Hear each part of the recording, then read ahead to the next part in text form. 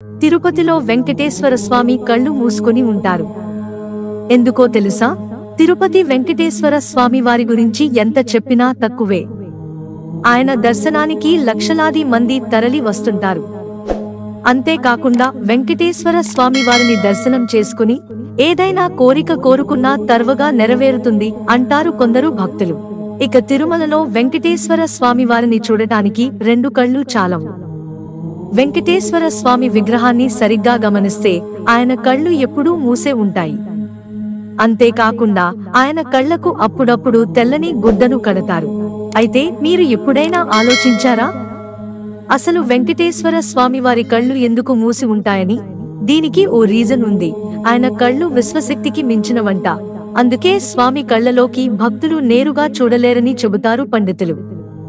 కాని ప్రతి గురువారం ఆయన కళ్లకు ఉన్న ముసుగును మారుస్తారంట. అప్పుడు మాత్రమే స్వామి కళ్లను చూడొచ్చు.